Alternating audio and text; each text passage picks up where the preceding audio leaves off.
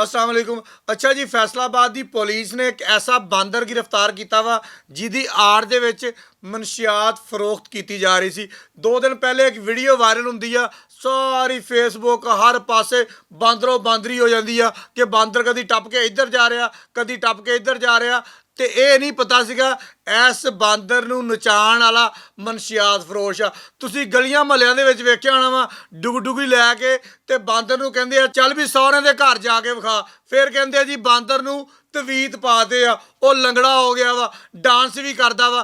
क्या यह भी तुहानूं पता वा कि इहदी आड़ दे विच मनशियात फरोशी हुंदी आ। जदों पुलिस ने मदारी नूं गिरफ्तार करन दी कोशिश कीती ते मदारी साहब ने पुलिस के उपर बांदर छड़ दिता। तुसीं इत्थों अंदाजा लाओ कि किस तरह का मनशियात फरोश होगा। खैर जी, पुलिस ने बांदर नूं भी गिरफ्तार कर लिया वा, मदारी नूं भी गिरफ्तार कर लिया वा, मुकदमा भी दर्ज कर लिया वा।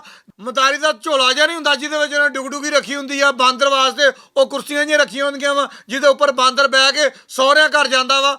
ਉਹਨੂੰ ਜਦੋਂ ਫਰੋਲਿਆ ਨਾ ਤੇ ਉਹਦੇ ਵਿੱਚੋਂ ਹੀਰੋਇਨ ਬਰਾਮਦ ਹੋਈ। ਹੀਰੋਇਨ ਵੇਚਦਾ ਸੀਗਾ, ਹੀਰੋਇਨ ਪੀਂਦਾ ਸੀਗਾ। ਯਾਨੀ ਕਿ ਤੁਸੀਂ ਆਪਣੇ ਇਰਦ ਗਿਰਦ ਜਦੋਂ ਕੋਈ ਮਦਾਰੀ ਵੇਖੋ, ਕੋਈ ਸੱਪ ਵਾਲਾ ਵੇਖੋ ਤੇ ਫੌਰੀ ਤੌਰ ਤੇ ਹੁਣ ਪੁਲਿਸ ਨੂੰ ਇਤਲਾਹ ਕਰੋ, ਕਿਉਂਕਿ ਹੋ ਸਕਦਾ ਵਾ ਇਸ ਸੱਪ ਦੇ ਤਮਾਸ਼ੇ ਦੀ ਆੜ ਦੇ ਵਿੱਚ ਤੁਹਾਡੇ ਇਲਾਕੇ ਦੇ ਵਿੱਚ ਮਨਸ਼ਿਆਤ ਵੇਚਦਾ ਹੋਵੇ, ਬਾਂਦਰ ਦੇ ਤਮਾਸ਼ੇ ਦੀ ਆੜ ਦੇ ਵਿੱਚ ਤੁਹਾਡੇ ਇਲਾਕੇ ਦੇ ਵਿੱਚ ਮਨਸ਼ਿਆਤ ਵੇਚਦਾ ਹੋਵੇ। ਕਿਉਂਕਿ ਆਰਪੀਐਫ ਫੈਸਲਾਬਾਦ ਤੇ ਸੀਪੀਓ ਫੈਸਲਾਬਾਦ ਨੇ ਸਖਤ ਐਕਸ਼ਨ ਲਿਆ ਹੋਇਆ ਵਾ ਕਿ ਮਨਸ਼ਿਆਤ ਹੁਣ ਕਿਤੇ ਨਹੀਂ ਵਿਕੇਗੀ। ਜਦੋਂ ਕਿਤੇ ਨਹੀਂ ਵਿਕ ਰਹੀ ਤੇ ਮਨਸ਼ਿਆਤ ਫਰੋਸ਼ਾਂ ਨੇ ਨਵੇਂ ਤਰੀਕੇ ਬਣਾ ਲਏ ਆ। ਮੈਂ ਹੁਣ FIR ਪੜ੍ਹ ਲਾਂ, ਫਿਰ ਹੋਰ ਗੱਲਾਂ ਵੀ ਇੱਥੇ ਕਰਾਂਗੇ ਕਿ ਬਾਂਦਰ ਨੇ ਫਿਰ ਕੀ ਕੀਤਾ। ਪੁਲਿਸ ਸਾਰੀ ਰਾਤ ਸੁੱਤੀ ਵੀ ਹੈ ਕਿ ਸਾਰੀ ਰਾਤ ਬਾਂਦਰ ਦਾ ਹੀ ਖਿਆਲ ਕਰਦੀ ਰਹੀ। ਇਹਦਾ FIR ਪੜ੍ਹ ਲਈਏ।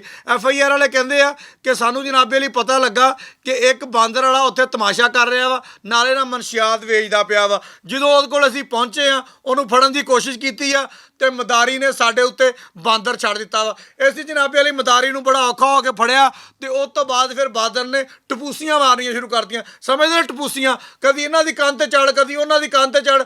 ਬੜੀ ਮੁਸ਼ਕਲ ਪੁਲਿਸ ਨੇ ਇਸ ਬਾਂਦਰ ਨੂੰ ਫਿਰ गिरफ्तार किया। फिर एक होर साडे कई मेहरबान भी तुरे फिरदे हैं ना, उन्होंने फिर बांदर की ते मदारी के प्यार की वीडियो जिहड़ी है ना वो भी सेंड की सानू। क्या देखो बांदर नूं अपने मदारी दे नाल किन्ना प्यार आ। ਉਹਦੇ ਵਾਲਾਂ ਦੇ ਵਿੱਚ ਐਡੇ ਐਡੇ ਵਾਲ ਆ ਤੇ ਜੂਆਂ ਪਈਆਂ ਵਾ। ਬਾਂਦਰ ਜੂਆਂ ਕੱਢਦਾ। ਬਾਂਦਰ ਅਕਸਰ ਜੂਆਂ ਵੈਸੇ ਕੱਢਦੇ ਨਜ਼ਰ ਆਉਂਦੇ ਹੁੰਦੇ, ਤੁਸੀਂ ਕਿਤੇ ਵੀ ਦੇਖੋ। ਤੇ ਉਹ ਮਦਾਰੀ ਸਾਹਿਬ ਲੰਮੇ ਪਏ ਹੁੰਦੇ ਆ, ਉਹਦੀਆਂ ਜੂਆਂ ਕੱਢ ਰਿਹਾ ਹੁੰਦਾ ਵਾ। ਮਤਲਬ ਇਸ ਤਰ੍ਹਾਂ ਦੇ ਸੀਨ ਦਿਖਾ ਕੇ ਵੀ ਇਮੋਸ਼ਨਲ ਕਰਨ ਦੀ ਕੋਸ਼ਿਸ਼ ਕੀਤੀ। ਲੇਕਿਨ ਅਸੀਂ ਕਹਾਂਗੇ ਕਿ ਗੁਲਬਰਗ ਪੁਲਿਸ ਦੀ ਇੱਕ ਅੱਛੀ ਕਾਰਵਾਈ ਆ ਜਿਹਦੇ ਵਿੱਚ ਉਹਨਾਂ ਨੇ ਮਦਾਰੀ ਨੂੰ, ਬਾਂਦਰ ਨੂੰ ਹੀਰੋਇਨ ਸਮੇਤ गिरफ्तार करके पाबंदे सलासल किया, मुकदमा दर्ज किया। तो उन्होंने अंजाम भी बाकी मनशियात फरोशों तरह होना चाहिए। बहुत शुक्रिया।